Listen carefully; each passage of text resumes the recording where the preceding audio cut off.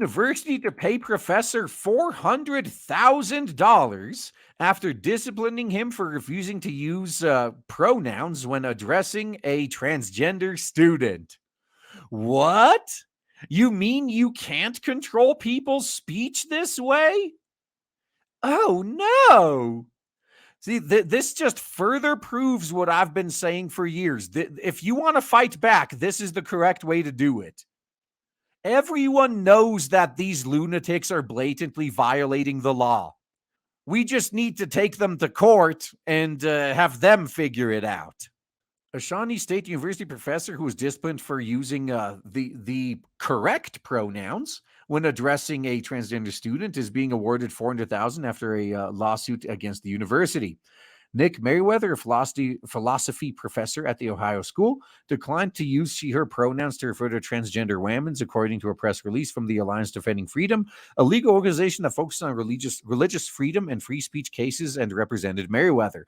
So this is great. Most of us, myself included, don't have the money for a lawsuit like this. The other side knows this, which is why their tactic is almost always to try to drag it out. It's like that Oberlin College case where they knew that the two main plaintiffs were both dying of cancer. So they purposely tried to drag it out until they were both dead, and they hoped the family would drop it. And they succeeded in dragging it out until the two guys were dead. But thankfully, their family didn't just drop it. But in a situation like this, if you can get one of these giant organizations to fight for you, you lose nothing by letting them do it. I mean, that's why they exist. So Merriweather responded to the student during class by saying, "Yes, sir." The student asked him after class to use she/her pronouns when addressing her, but Merriweather said no. The student filed a complaint, and the university launched an investigation, according to a press release from the Alliance. Merriweather offered to use the student's name, but not pronouns or titles. The university ruled he should use the incorrect pronouns, which the professor argued speak contrary to his religious convictions and philosophical beliefs, and biology. But biology is just a social construct. The university determined he effectively created a hostile environment for the student and placed a written warning on his personal file, threatening further corrective actions. But nobody ever talks about how it's the alphabet soup that's creating a hostile environment for everybody else. Why does no one ever address that? Oh, right, because that's somehow not inclusive or something. The professor filed a lawsuit against the university officials, which they have tried to have dismissed. In current year -1, the U.S. Court of Appeals for the 6th District ruled in favor of Merriweather, reversing a district court's dismissal of his suit. The court ruled Shawnee State officials had violated Merriweather's free speech rights when they took action. The Alliance announced last week a settlement with Shawnee State had been reached. As part of the settlement agreement, the university will pay $400,000 in damages and Merriweather's attorney's fees.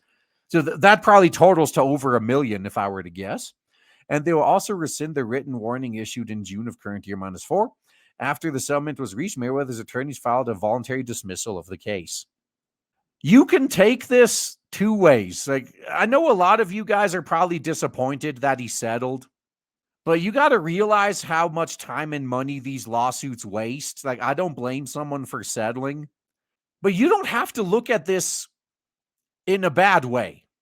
If they keep settling these cases, that means when it's your turn to sue them, there's a pretty high chance that they'll just give you money to make you go away. Imagine if everyone did that. They'd go bankrupt really quick. In a statement, Shawnee State University said after 4 years of litigation, it made an economic decision to settle the Merriweather case. Yeah, it became obvious that they have way more to lose. Though we have decided to settle, we adamantly deny that anyone at Shawnee State deprived Mr. Merriweather of his free speech rights or his rights to freely express his religion. That was part of the settlement, I guess, is they didn't have to apologize. I mean, if you give me $400,000, you don't have to apologize to me either. I'll take your money.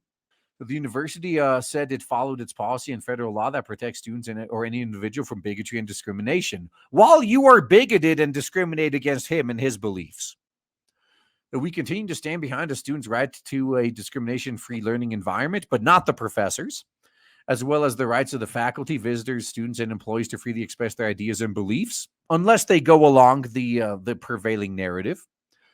The statement continues. Over the course of this lawsuit, it became clear that the case was being used to advance divisive social and political agendas at the cost of the university and its students. Yeah, you guys have been doing that from the start. It's about time you realize what you've been doing. That cost is better spent on fulfilling Shawnee State's mission to service our students, families, and community. At least at the very end, they had a somewhat decent, intelligent statement. If only they felt this way sooner, though, could have saved themselves a lot of trouble.